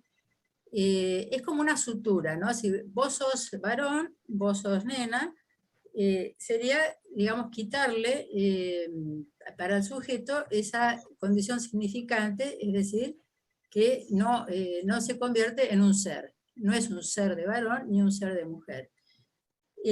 La idea que tengo, se me terminó de armar recién, es como si el enojo con el patriarcado tuviera que ver con que el patriarcado parecía sostener esa potencia nominal. No la de poner nombres, sino... me han criticado acá. Hay un perro que no acuerda. No estoy de acuerdo con lo que estoy diciendo. A ver, lo voy a decir más simple. Lacan en el año 70 y pico, en el seminario 21, dice que está en jaque la potencia nominal del padre. ¿Por qué? ¿Qué quiere decir que está en jaque? Que, digamos, la potencia nominal es lo que va a nominar lo que el discurso no ha nombrado, lo que el enunciado no ha dicho. Y entonces ahí estaríamos todos contentísimos porque se recupera la condición significante. Es decir, uno no es varón o mujer, sino lo que la enunciación va generando, ¿no? Eso, ahí entra la potencia nominal. Bueno, me parece que es como si hubiera un reclamo de esto, es un reclamo justo en este sentido, pero lamentablemente se cae exactamente en lo que se está cuestionando. Se cae en un forzamiento de nombres y de nombres, que van a ser signos finalmente. Digamos, de nuevo aplastan la condición significante. Bueno, muchas gracias. Sí, bueno, yo le puedo dar en cualquier momento la palabra al perro, si quiere disentir con todos nosotros. La verdad que gracias a todas las intervenciones, porque aprendí mucho. Bueno, dos cositas. Una en relación al lenguaje, para pensar y para quienes saben más de estos temas.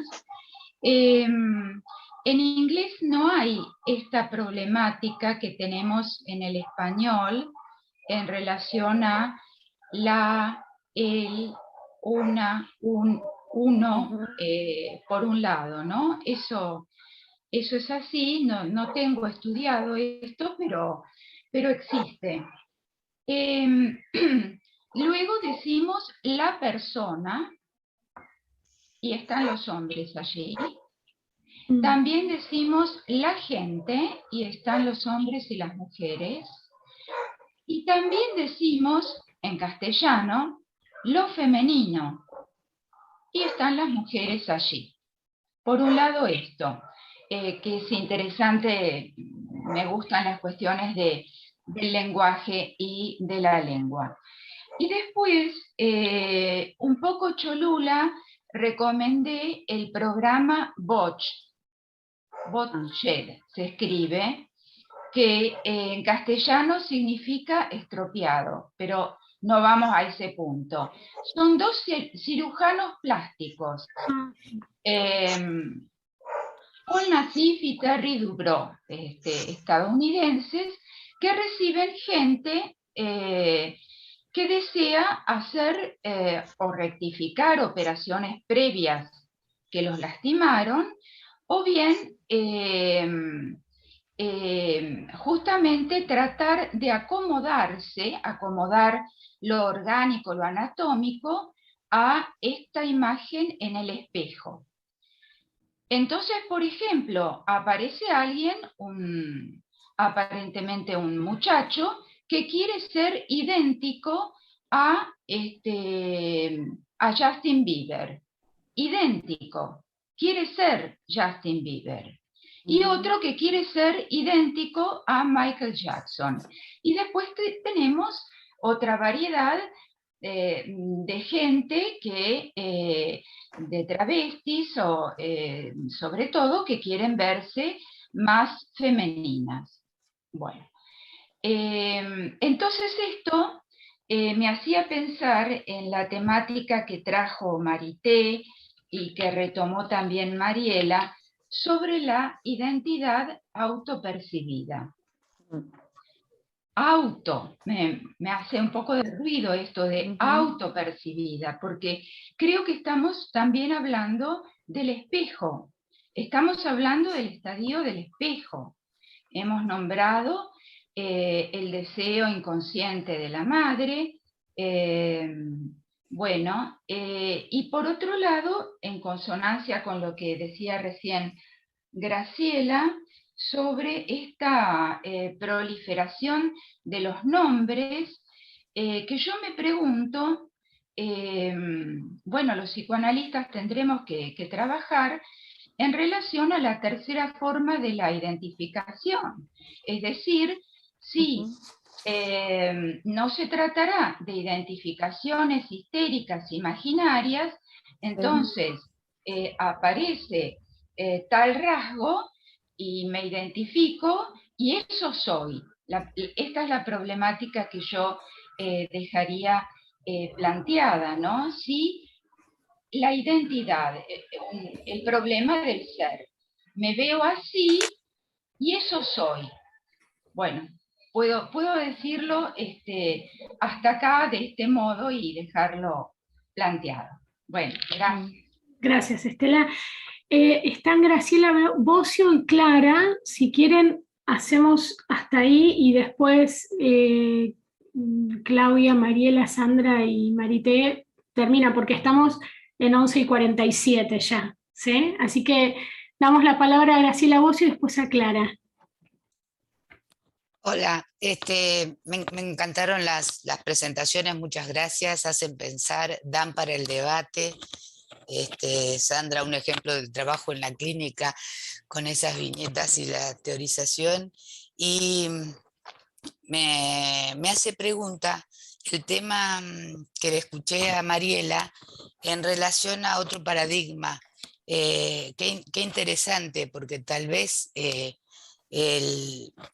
se pueda leer otro paradigma en Lacan que apeló mucho a la formalización, matematización, topología, por allí, los nudos, para leer de una manera más significante los casos, volver a los conceptos, decía Guillermo, de la pulsión, ¿no? Que tenemos varias definiciones de pulsión: pulsión como instancia somatopsíquica, pulsión como el eco en el cuerpo del hecho de que hay un decir. Entonces, ¿cómo podríamos leer las funciones, ¿no? Hacer función más que encarnadura, y allí hacer del padre otra cosa que lo que llevaría para un patriarcado.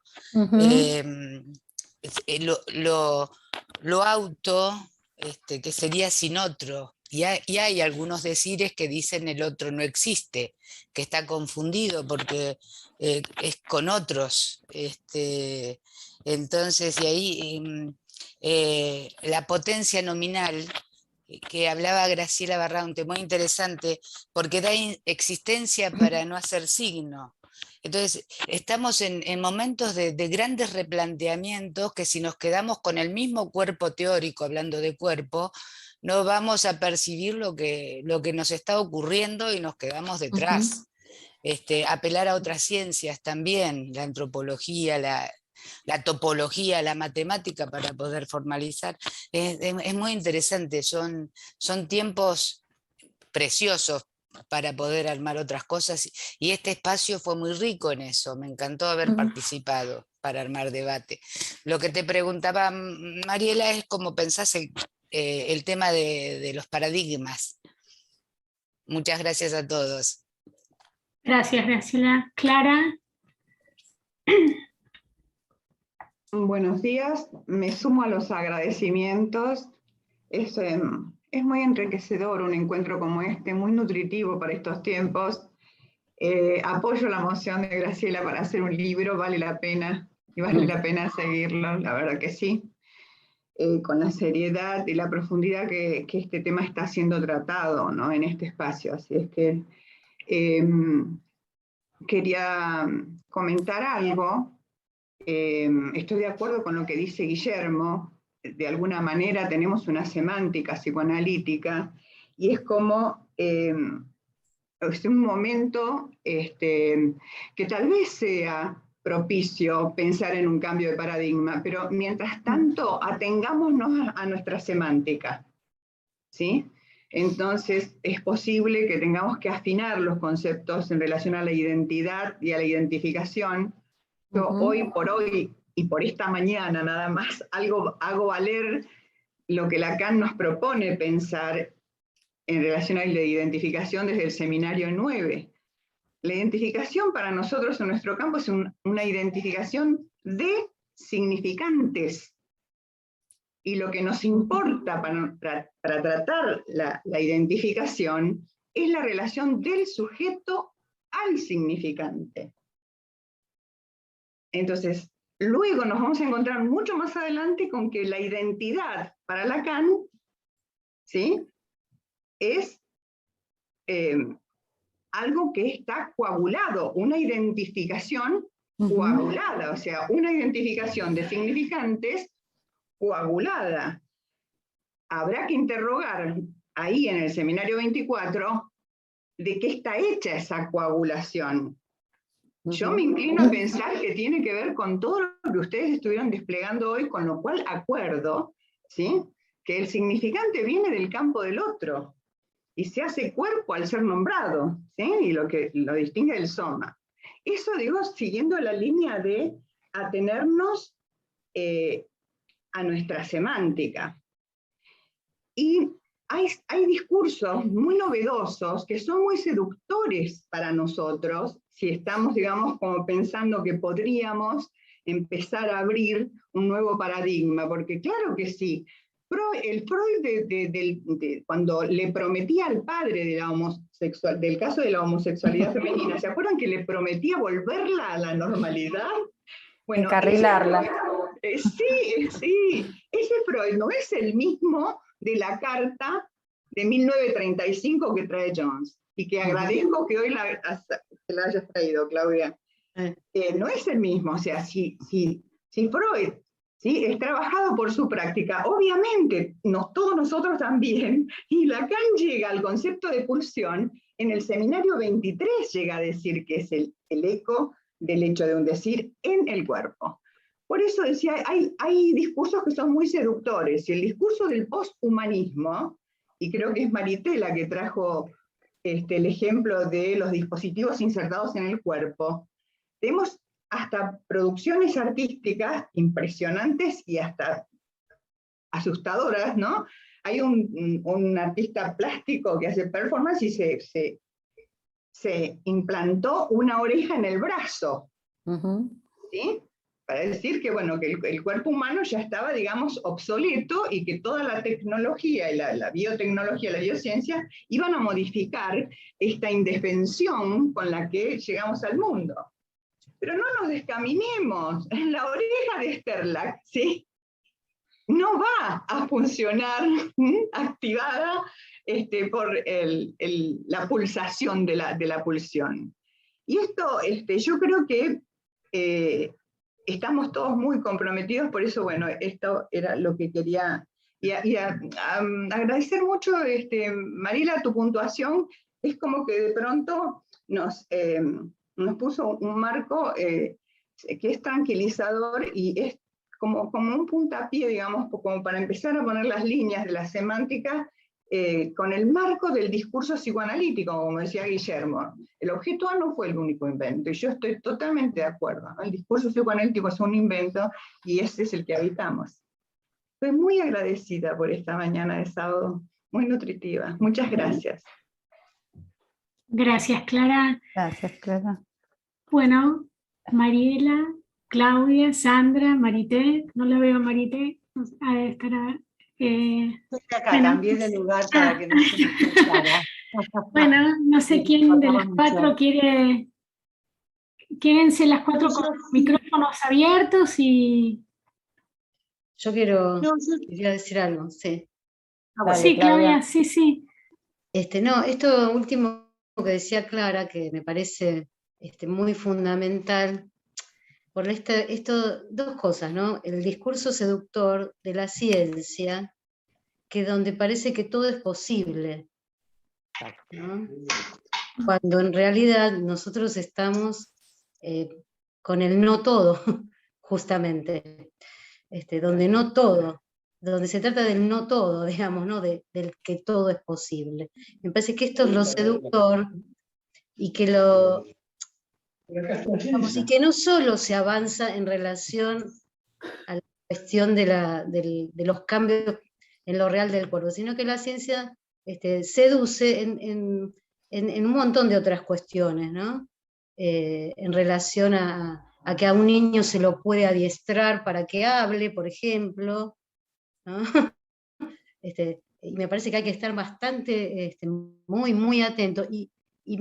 Y si bien, como decían, bueno, es posible que tengamos que pensar en otras cuestiones en relación al psicoanálisis, no nos desviemos, porque si ya en 1935 Freud decía, bueno, la verdad que lo que el psicoanálisis le puede aportar es paz mental, ¿no? Digo, esto de abocarnos a lo que trae el sujeto de sufrimiento, no importa en qué género está, o, digamos, por qué sufre es lo que importa.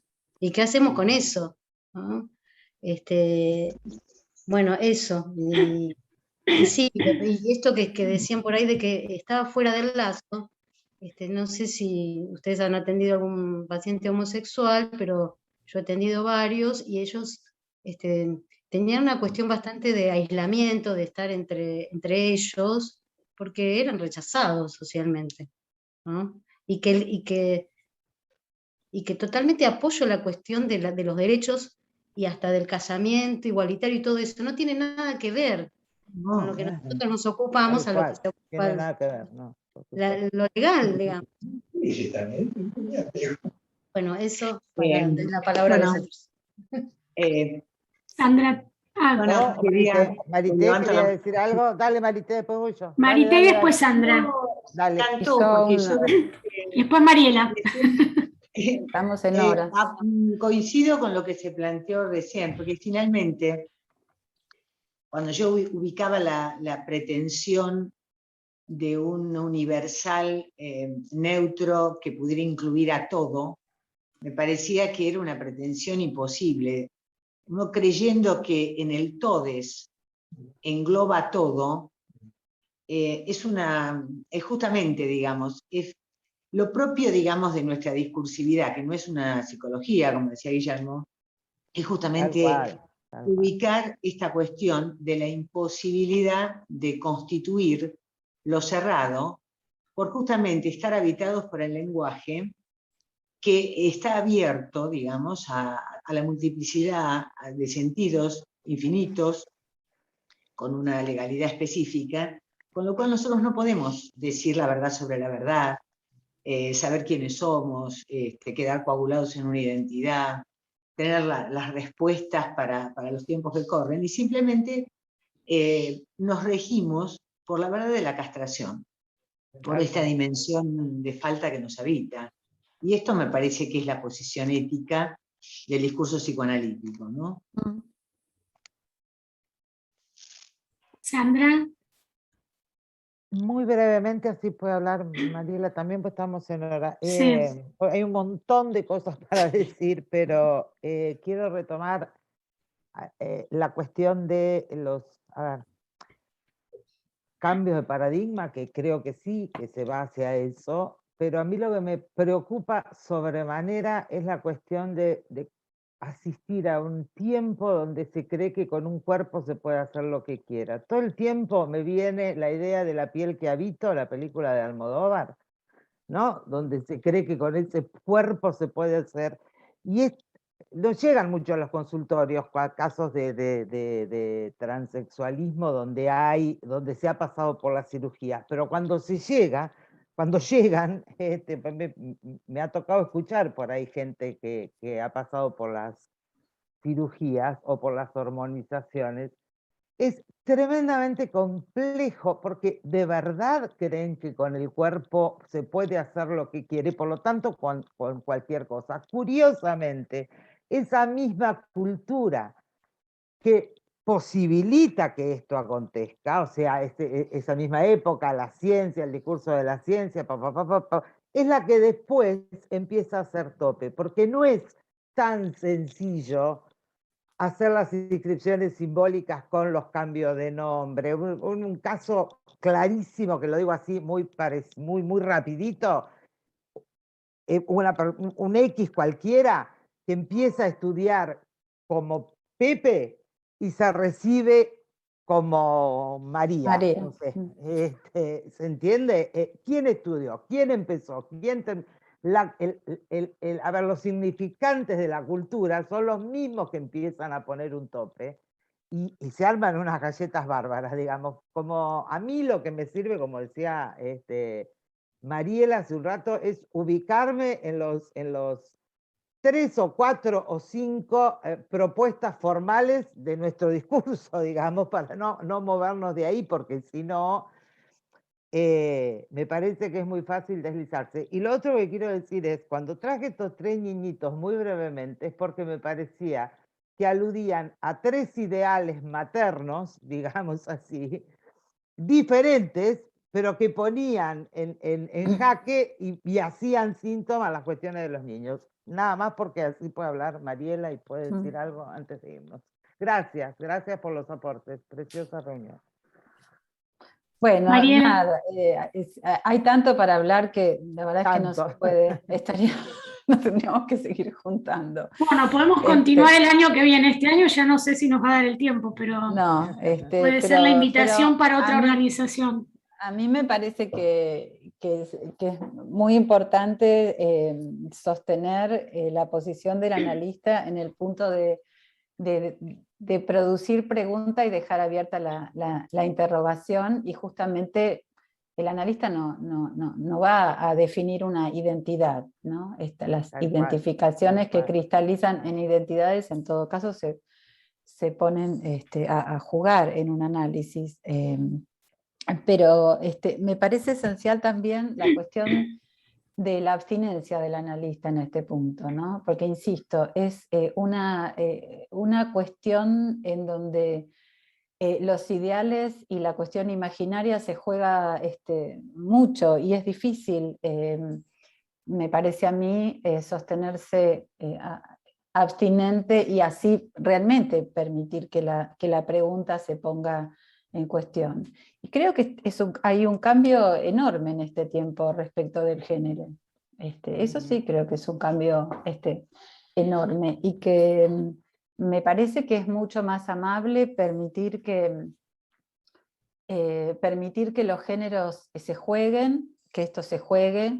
Lo digo sencillo, que un nene, si se quiere vestir de nena, qué sé yo, que usa la ropa que tenga ganas de usar, y que eso no nos lleve a una cuestión justamente de suponer que hay relación sexual y querer adecuarlo. Entonces es mujer, Tal cual, ¿no? tal cual, Creo que el analista tiene que estar sostenido por esto, sostener la imposibilidad y no intentar armar nosotros la relación sexual, ¿no? Creo que es angustiante para muchos, y es mucho más difícil, pero creo que es el único camino posible, porque esto va a pasar cada vez más, cuando se trata de estructuras que se anudan en relación a la neurosis, tiene que ver con la identificación histérica, como decía Estela Maris. Cuando a un nene, si le sacan la ropa, se angustia como si le arrancaran la piel, me parece que se trata de otra cosa. Pero bueno, hay que ir escuchando, ¿no? En la singularidad de qué se trata ahí. Claro, claro. Y justamente nosotros no tomar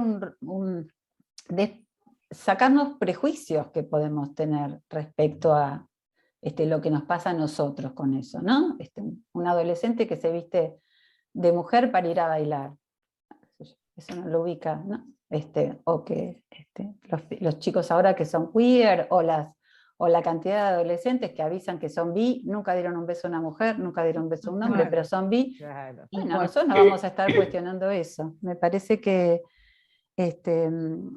no me complican la multiplicidad de denominaciones, me parece que son juegos de la época, y que, digamos, los analistas tampoco podemos discutir con lo que ocurre en la época, porque esto pasa, o sea, ya está circulando, ¿no? Y en Argentina tenemos una ley Claro, claro. Que obliga inclusive a los médicos pediatras a que se adecúen cuando sus pacientes deciden cambiar, cuando los niños deciden cambiar de género, ¿no? Entonces,